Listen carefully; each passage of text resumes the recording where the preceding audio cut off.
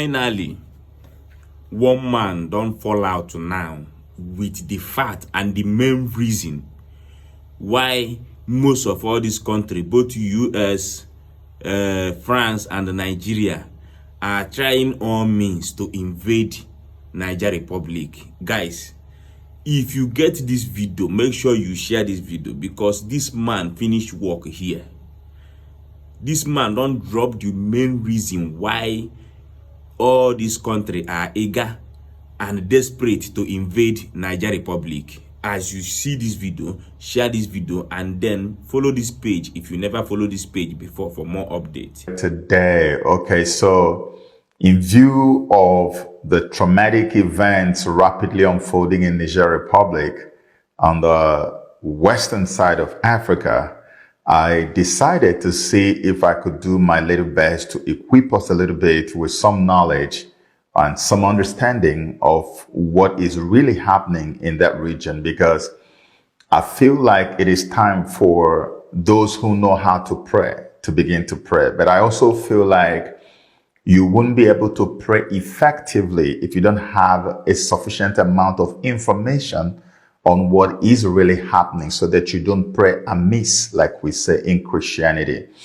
Okay, so ever since this whole thing began to happen, the coup happened in July, I think it was July the 26th, and a new military regime was born in Niger Republic, and the guy who was there, Mohamed Bazoum, was ousted and, kept in his home, house arrest.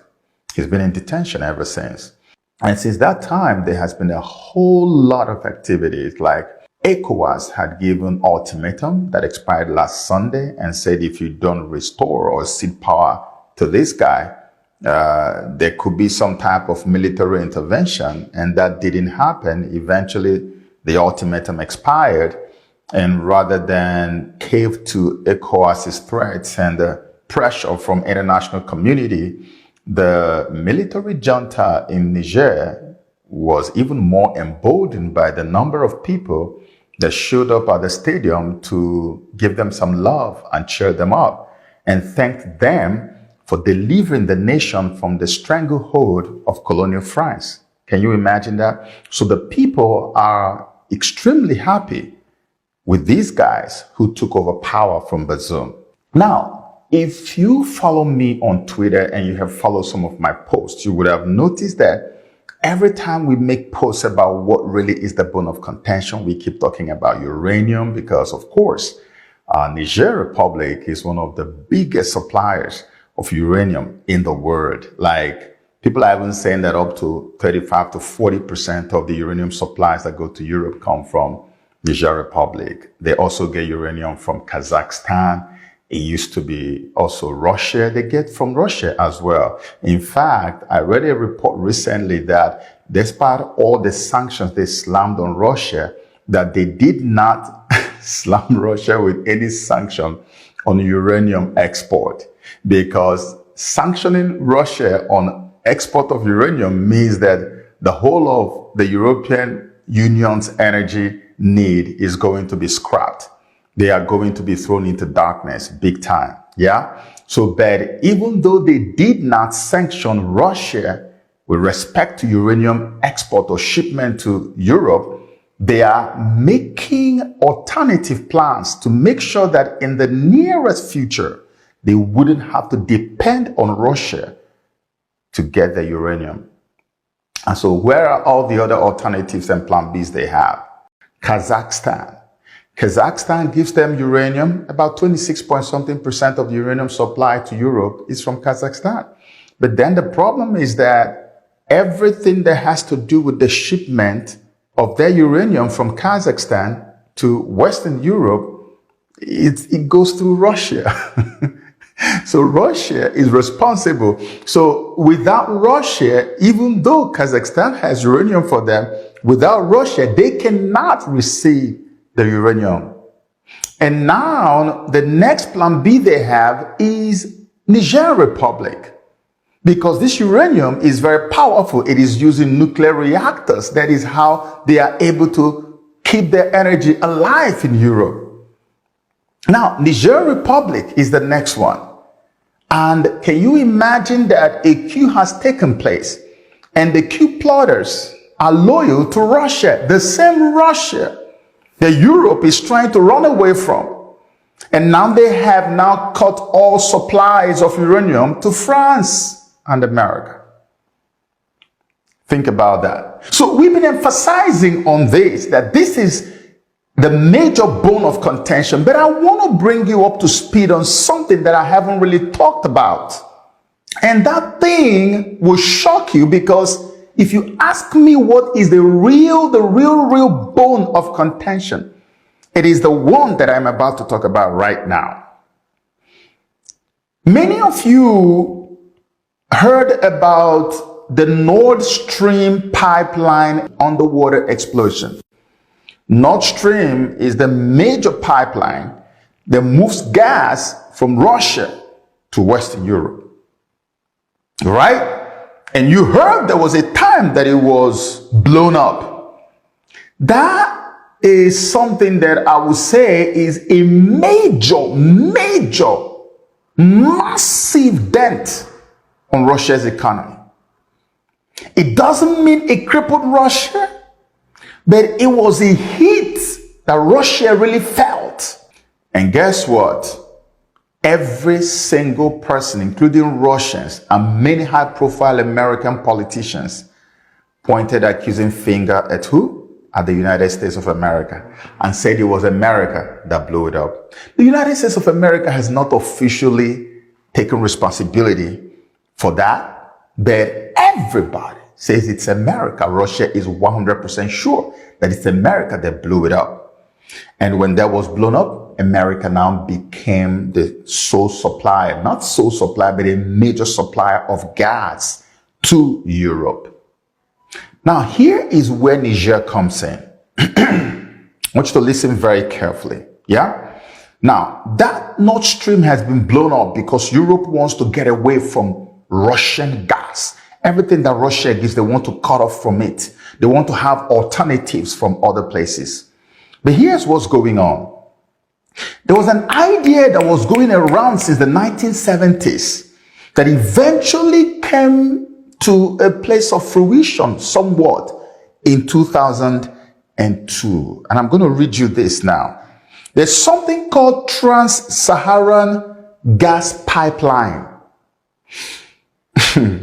The Trans-Saharan Gas Pipeline, TSGP, also known as Niger Pipeline and Trans-African Gas Pipeline, is a planned natural gas pipeline from Nigeria to Algeria.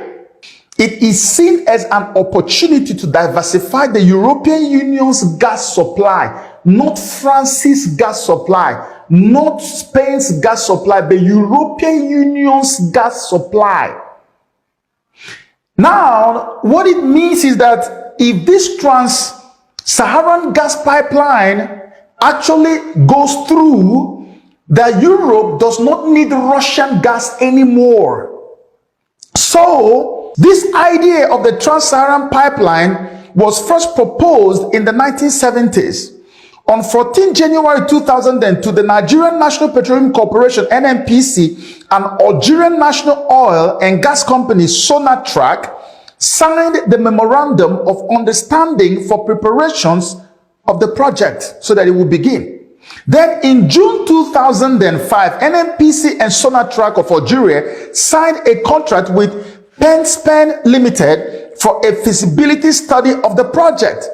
The feasibility study was completed in September 2006, and they found the pipeline to be technically and economically feasible and reliable. Now, between that time and 2022, so many things happened. The project never quite took off as it should. They started having issues with the issue of terrorism in the Sahel region and all kinds of things, and so it was stopped. But guess what? I want you to pay attention to this timeline. On the 28th of July 2022, the Algerian, Nigerian, and Nigerian ministers of energy, now signed a memorandum of understanding MOU for the implementation of the Trans-Saharan Gas Pipeline TSGP project, co-signed by Algerian Minister of Energy and Mines Mohamed Akbab, Nigerian Minister of State for Petroleum Resources Timi Presilva, and Nigerian Minister of Energy and Renewable Energy Mohamed Sani Mahamadou, at the end of the work of the third tripartite ministerial meeting held in Algiers. So look at the timeline. They left this project way back. Remember when this thing was almost in the news every time, when we were always talking about that they want to move a pipeline from Nigeria and send gas to Europe. They left it, abandoned it. All of a sudden, right after the Russia-Ukraine war started and Europe began to cut off from Russia, separate from Russia, cut off everything that Russia used to give to them. They are trying to win themselves of all kinds of Russian supplies, energy, and the rest of them. Just right then, we see them coming back and saying, okay, why don't we just restart this project? And the project cost 13 billion with a B, billion US dollars. Let's get started with that project, because the moment the project succeeds, we will not have any need for Russian gas anymore. The Nord Stream can stay that way and never get repaired, and we wouldn't even care. The Nigerian minister and government were behind this. They supported it. Nigeria, of course, is where the gas is coming from. It's going to come from a few other countries, but Nigeria is the main supplier of this gas. Let me read you the route of the gas that is supposed to go through the Trans-Saharan pipeline. The pipeline will start in the Warri region in Nigeria. Warri region in Nigeria, and run north through Niger to Hassi Armel in Algeria. In Hassi Armel, the pipeline will connect to the existing Trans-Mediterranean, Maghreb Europe, Medgaz, and Galsi pipelines. These supply Europe from the gas transmission hubs at El Kala and Benisaf on Algeria's Mediterranean coast. The length of the pipeline will be 4,128 kilometers, which is 2,565 miles. 1,037 kilometers, 644 miles in Nigeria, 841 kilometers in Niger, and 2,310 kilometers in Algeria. The pipeline is starting from Warri to carry gas to Europe. From Warri to move gas to Europe. And when these guys, Niger coup plotters, took over power, they said, we're not a part of this. We don't have anything to do with this one. And they stopped it. They canceled it. Now, let me take you back to what I've said before about the battle between Russia and Europe, which is happening in Ukraine, which is happening in Sudan, which they're now about to ignite in Niger. Because if you notice, loyalties are now going in two directions. It's either you're loyal to colonial Europe, the West, or you're loyal to Russia. Can you see that?